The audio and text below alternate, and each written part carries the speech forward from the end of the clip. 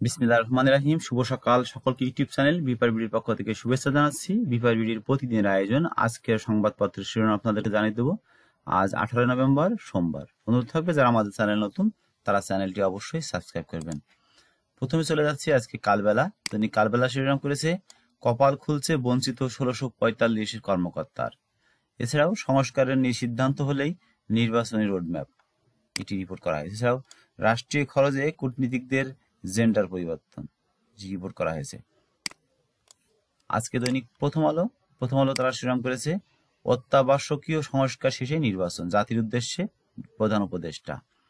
এছাড়াও ব্যাংক থেকে লুট করা টাকা এখন খেলাপির খাতায়, একটি রিপোর্ট আছে। এছাড়াও দল নিষিদ্ধের বিধান আসছে আন্তর্জাতিক অপরাধ আইনে।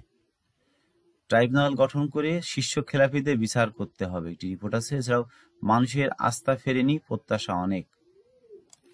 আজকে দৈনিক ইনকিলাব শিরোনাম করেছে জাতির উদ্দেশ্যে দেওয়া ভাষণে ডক্টর মোহাম্মদ ইউনূস নির্বাচনী রোডম্যাপ পেয়ে যাবেন। এছাড়াও হয়রানিমূলক নাইকো মামলা, বেগম খালেদা জিয়াকে দোষী প্রমাণে এখনো মরিয়া দুদক। আজ 14 আওয়ামী লীগ নেতাকে ট্রাইব্যুনালে তোলা হচ্ছে, একটি রিপোর্ট আছে। আজকে দৈনিক সমকাল শিরোনাম করেছে নির্বাচন নিয়ে কথা বলুন, সংস্কার পাশ কাটাবেন না, জাতির উদ্দেশ্যে ভাষণে ডক্টর মোহাম্মদ ইউনূস বলছেন। প্রথম 9 মাসে খেলাপি ঋণ বেড়ে দ্বিগুণ। আজকে দৈনিক কালের কণ্ঠ শিরোনাম করেছে রিসিভার নিয়োগে শিল্প আরও রুগ্ন, নির্বাচনী ট্রেনে যাত্রা শুরু, দ্রুত রোডম্যাপ, সরকারের 100 দিন, জাতির উদ্দেশ্যে ভাষণে প্রধান উপদেষ্টা। আজকে দৈনিক আজকে দৈনিক ইত্তেফাক শিরোনাম করেছে নির্বাচনী ট্রেনে যাত্রা শুরু করেছে নতুন ইস্যু, একদিনের মধ্যেই সরকারের 100 দিন পূর্তি, জাতির উদ্দেশ্যে ভাষণের প্রধান উপদেষ্টা। এছাড়াও সাবেক 12 মন্ত্রী 14 জনকে আজ হাজির করা হচ্ছে ট্রাইব্যুনালে। জুলাই আগস্ট গণহত্যা।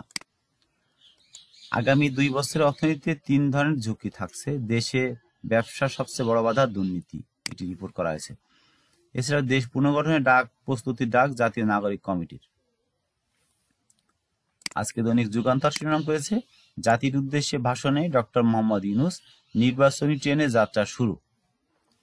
বাংলাদেশ ব্যাংকের প্রতিবেদন, খেলাপি ঋণ 350 কোটি টাকা। আজকে দৈনিক মানব কণ্ঠ শিরোনাম করেছে হাসিনাকে ফেরত চাইব, 15 বছরে সব অপকর্মের বিচার হবে। 100 দিনে 86,277 জনের কর্মসংস্থান সৃষ্টি করেছে সরকার, এটি রিপোর্ট করা হয়েছে। এছাড়াও খেলাপি ঋণ বেড়ে 2,85,000 কোটি টাকা।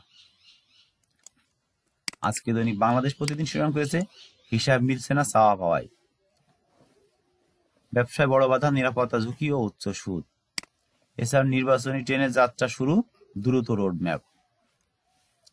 আজকে দৈনিক আজকের পত্রিকা শিরোনাম করেছে সংস্কারের শেষেই ভোট, ততদিন ধৈর্য ধরুন, ঘুষ ও দুর্নীতি সহ 17 বাধা ব্যবসায়, নতুন সংবিধান লিখলে বাস্তবায়ন কিভাবে, একটি রিপোর্ট করা হয়েছে। এছাড়া ভোট নিয়ে অস্পষ্টতা দেখছে দলগুলো। আজকে দৈনিক আমাদের সময় শিরোনাম করেছে অত্যাবশ্যকীয় সংস্কারের পর কাঙ্ক্ষিত নির্বাচন।